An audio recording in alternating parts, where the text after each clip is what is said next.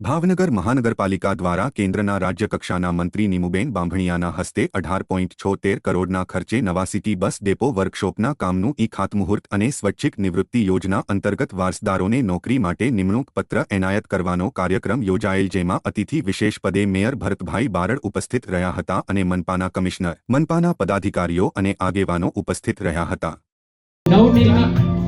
નિર્માણ થનાર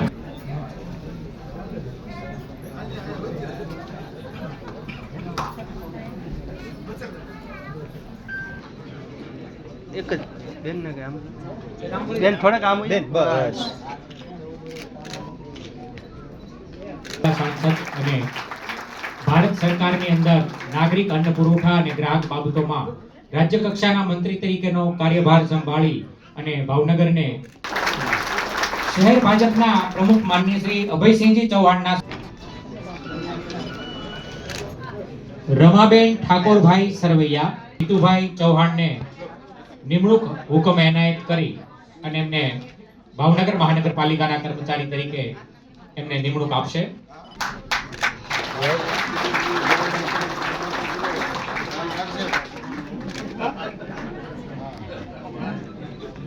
પણ અપાઈ જાય આવી સરસ મજાની સુંદર વ્યવસ્થા આ વહીવટી તંત્ર દ્વારા થઈ રહી છે. આ તાળીઓના રાજથી આ અભિવાદન 18 કલાક કામ કરવું,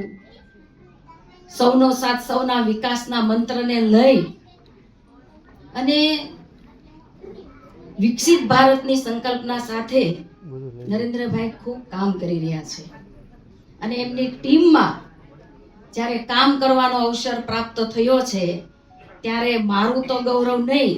પણ મારા ભાવનગર બોટાદના સૌ જનતા જનાર્દનનું આ ગૌરવ છે.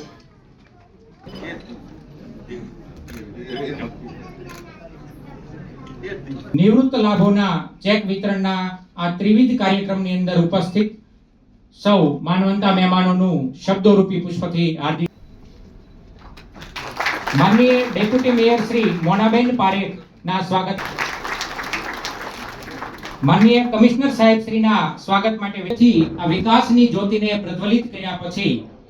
આજના મંગલ દિને ઉપસ્થિત સૌ માનવંતા મહેમાનોનું આપણે